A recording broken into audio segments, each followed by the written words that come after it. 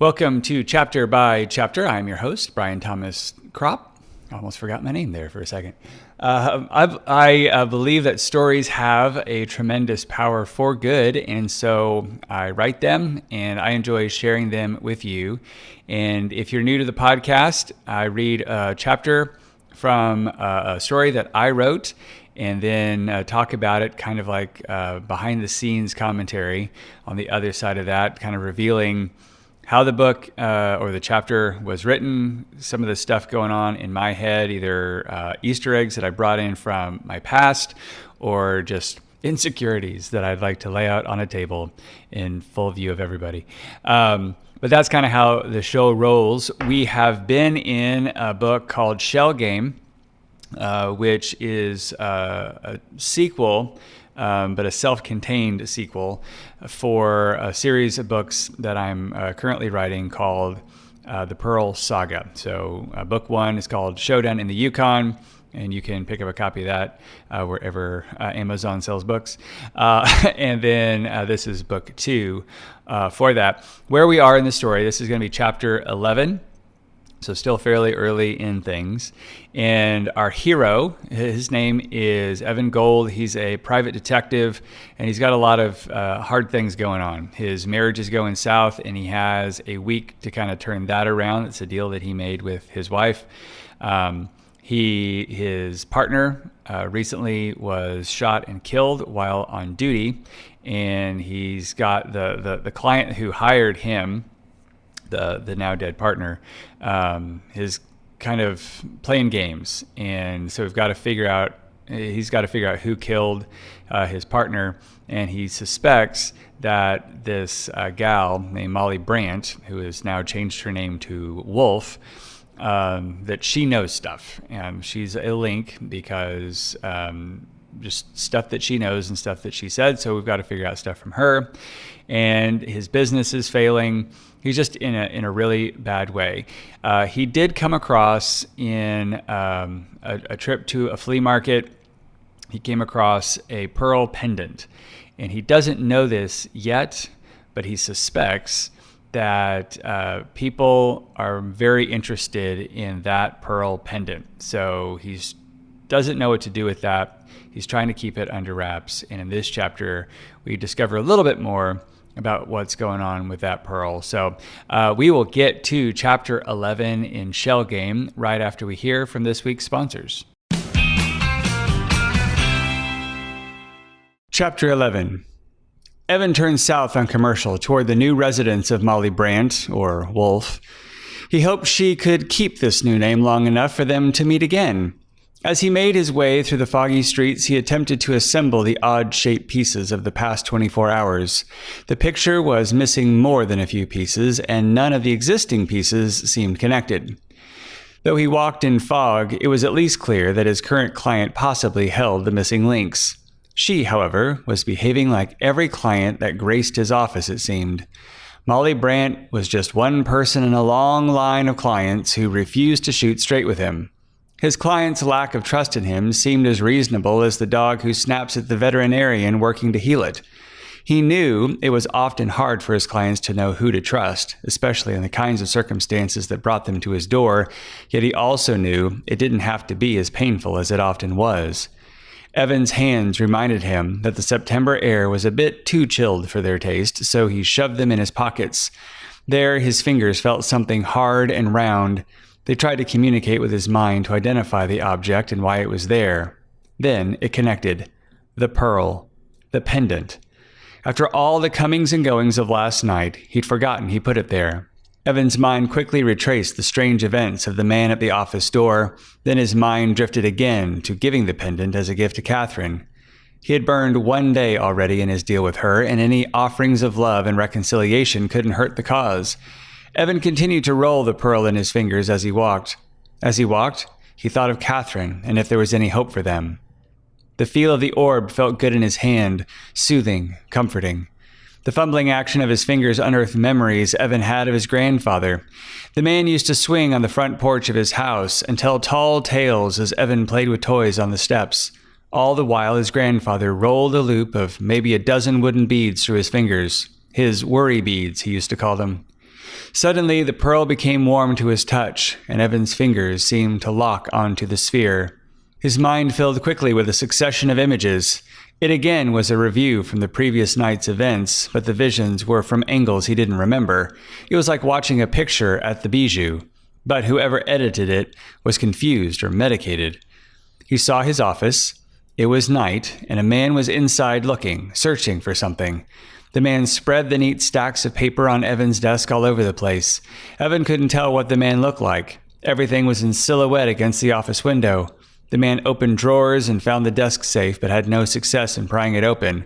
Then he moved to the gun safe. Still no luck. Without warning, Evan's mind flashed to a vision of himself standing behind the desk.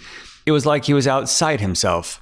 He saw him standing behind his desk lamp and grasping the pendant in his fist, all the while keeping his eye on a shadowy figure outside the office. Then, as if his vision was a cinema camera, the vision traveled through the office to the sidewalk outside. Evan saw the man looking in, trying to pick the lock. Evan and the man saw the lamp click off in his office, and for the first time, he caught a glimpse of the man's face in the light of the street lamp as he turned from the office door. It was the sweaty man from the bazaar. It was the face of the man next to Gabe's picture on the Morning Athens Gazette, Jason Charles. In his vision, Jason Charles was very much alive, and his eyes confessed his desperation. Evan's blood ran cold. Then the visions were wiped away and replaced by a voice. Evan had never heard the voice before. It was a woman's voice, confident but with an edge of distress. All the voice said over and over was a pleading not to turn her in. "Don't give me over," the voice said. "Don't give me over." The pearl in Evan's hand reached such a temperature that he quickly let go of it, yanked his hand out of his pocket, blew on his hand, and checked for burns. To his amazement, his hand didn't show any signs of damage. Evan's mind had come back to him, and he looked around to see if he had made a spectacle of himself. For once, he was thankful for the fog. He didn't immediately see anyone nearby. Evan took quick and shallow breaths and started to feel a little light on his feet. He looked for a place to sit down. An alleyway presented itself to him. This was a good option. Secluded, and even if people noticed him, they would pretend they didn't. Was he all right? Was the stress too much? Was his mind breaking? He needed some time to get himself together. Evan pulled up a discarded bottle crate and eased down on it. He felt his forehead. Cold beads of sweat rubbed off onto his palm. Perhaps he had a fever, and that's what caused the visions. He took off his hat and fanned himself for a moment. Then he remembered the sudden heat of the pearl. What was this thing he had purchased? He wasn't sure if it glowed. Had he seen that right? But he couldn't deny the remaining feeling of intense heat on his fingers. Evan wanted to get a better look at it. He reached in his pocket and pulled out the pearl. The orb was back to looking and feeling like a regular pearl. Evan pulled the gold chain from the settings loop and let the pearl rest in his palm. As he examined it, he felt it warm up slightly, and then it began to glow faintly. A faint blue against the gray fog. The woman's voice returned to Evan's head. "What I showed you is true, Evan Gold. Some people want to find me. Please don't let them. Please don't give me over." Evan stared at the milky orb in his hand, and without a thought to what someone might think if they caught him, he dared to ask the pearl, "Are you talking to me?" Then all the heat and the glow of the pearl left in an instant, just as if a switch flipped off. A moment later, Evan heard footsteps approaching and tucked the pearl back into his pocket. The silhouette of a married couple passed just a few feet from him. As far as he knew, the couple had no idea he was there. Evan sat there on the bottle crate for a long while. There was too much for one mind to think about. His mind was both full and empty at the same time. He desperately needed to get some clarity. Did this pearl just talk to him? Was Jason Charles, the man at the bazaar, and his office? Was Molly, whatever her name was, tied up with the pearl? And what did all of this have to do with his partner ending up dead under the Memorial Bridge? The more he tried to tie his thoughts together into something that resembled sanity, the more it all fell apart. The best he could come up with, if he were still a proud member of reality, was that the valuable item at the junk dealer's table was the pearl. Jason Charles somehow knew that. His obsession with it got him killed. Is that what got Gabe killed? Would it get him killed? Get him killed before he could make things right with Catherine? The more Evan turned the visions and facts over in his mind, the more like a fairy tale, and the scariest tale of them all it sounded. Evan tried to push these thoughts from his mind. He had to get to Molly. She knew Charles. She was with Gabe. She might be able to link up the unlinked puzzle pieces in his mental picture of what happened the night before. He stood up, finally confident he wouldn't pass out. After placing his hat back on his head, Evan took a couple of full, humid breaths to screw up his courage. If he understood things appropriately, Evan Gold would have to juggle solving his partner's murder before the police did, get the truth of last night out of his nomadic and name-changing client, and figure out the truth of this mysterious pearl while not letting anyone know he possessed it. What a racket, he said to himself, shaking his head. Evan stepped back out into the flow of the town's foot traffic. He tried as best as he could to walk at an average pace and not run down the street in a panic. He placed his hands back in his pockets and began to hum no song in particular while mindlessly rolling the pearl in his fingers, his own worry bead. After progressing a couple of blocks, the pearl warmed slightly and Evan became aware of a shadow following him. Without turning his head, he saw that this person was a woman. Evan knew that the vision came from the pearl, but was it the truth? Better safe than sorry, Evan thought, and forced his head not to turn to see if the woman was following him. He also wondered if this was how paranoia felt. He got off the main walkways as soon as possible. Evan worked to lose his shadow by ducking into shops and eateries, heading out the back door, making his way down multiple alleys, and then doubling back on his route unexpectedly. After the pearl had cooled back down, Evan finally permitted himself to turn around. There was no woman there, but had she ever been there at all? Evan continued to weave through the streets and alleys like this for half an hour till he was confident whoever had been tailing him was thoroughly lost and scrambled. He tucked himself into another alleyway and pulled the pearl from his pocket. It seemed so normal as he saw it sitting in the hollow of his palm. "I don't know what or who you are," he said to the sphere, "but I'm going to figure it out. In the meantime, if we can work on the same team, we might just save both our skins. What do you think?" Evan looked at the pearl for a moment or two longer. He didn't know what he expected to happen. Maybe the woman's voice would say something, but nothing happened. Disappointed, Evan put the pearl back in his pocket and stepped into the flow of pedestrian jetsam, made sure he was no longer followed, and continued to make his way, now west, on Copley to the Walnut Grove apartments. He had no idea what tangled web Molly Brant was caught up in or luring him into, but he was now convinced she was involved in something bigger than anything he'd experienced before.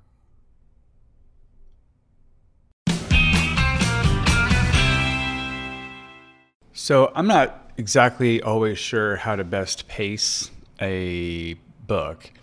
And the whole point of writing, essentially to write the story, is to continue the story of the Pearl and to get to book 3 where all the majesty hopefully shows up. And I've teased the Pearl a couple times already in the story, that he found it at a flea market, but then he was harassed by what we now know is Jason Charles, and then he doesn't get to it. He's going to open it again, and then his wife comes in, so he doesn't mess with it then, and just all these things. And now, yay, we get to actually see the Pearl, and the Pearl talks. The Pearl gives him visions, sort of like what happened back in Showdown in the Yukon, but we're going to take this to a whole other level in a few chapters. So if you haven't read the story yet, stick around. I think you're going to enjoy it. But that, I think, was a big question that I have for this series. There was a book writing question that I had sort of as I was wrapping up Showdown in the Yukon and getting ready for this book.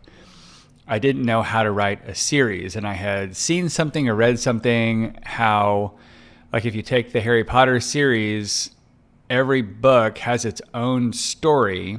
It has its own arc to it, but then the whole series has an arc to it as well. And so how do you drop the story elements to continue the larger story, at least in Harry Potter, of his fight against Voldemort? In this case, it's how do you tell the whole story and leading up to the third book with the Pearl and all the things that are set to happen there. And so to do that, to kind of figure that out a little bit, That's when I wrote the Casey Jackson in South Acre series, because that was 4 books that had an overarching story. I found a series of books that had all of those elements, that each book was its own story, but also had this overarching thing. And it was a little more complicated than I think J.K. Rowling did with Harry Potter, or C.S. Lewis did with Narnia, or pick your series, in that, I don't know. This is what I did. There were so many elements in Casey Jackson, at least the series that I kind of templated after, which was the guy who wrote A Series of Unfortunate Events took the character of Lemony Snicket back to when he was a kid and some adventures there. But I think the series was called All the Wrong Questions or something like that. Anyway, there were plot points that started in book 1 that paid off. Like, you might have missed them in book 2 and then they paid off in book 3. So to do that and to think through the whole thing, I wrote all 4 books at the same time. Meaning I plotted all 4 books, and then I wrote all 4 books, and then I revised all 4 books, kind of book 1, book 2, book 3 in order, kind of like if you stacked them together, they'd just be one long novel with these individual stories in them. And so some of that was just trying to figure out, how do you drop little things along the way to keep the audience, the reader, engaged in the larger story while they're also engaged in the individual story as well. So it's possible I should have put more in about the pearl and make the pearl come alive earlier in the story. I don't know. I'll let you be the judge of that one, but there it is. She is there. A couple of Easter eggs. We've been kind of dry on Easter eggs for a few chapters in here. But there were 2 that you would not know unless you grew up with me and were a part of my family. One was the worry beads. This really was a thing that my grandfather had. He had, I don't know, it was, in my mind, it was probably like a 6-inch string of wooden beads, and he would just sit in his chair and watch the Andy Griffith Show or something and kind of roll them around in his hands, which as a kid I had my own version of that. I don't know that I would call them worry beads, but I had like the blanket you get when you're a baby. I kept mine for insanely too long, but it had this satin border to it. And I would sit and run the satin through my fingers, kind of like my worry beads as well. But he would I think he liked to do stuff, and sitting still was not a thing that came easily to him, though as I knew him, he was older. I'm probably now I'm getting close to the age he was when I first encountered him. And so you can't do all the things that you used to be able to do, so you got to fiddle with something, I guess. But yeah, he called those his worry beads. And then this whole, this is going to show up several times, but you see it in cop shows all the time, of somebody being chased, and they decide to lose their tail by running in and out through streets and coming up and down alleys and just trying to create diversions where they lose the person who's trying to follow them, which is exactly what Evan is doing. He doesn't know whether or not he is being followed, but the pearl seems to be suggesting that, so he tries to do these diversionary walking through town. However, this is something that my mom would do with with me and my brother on hot summer days.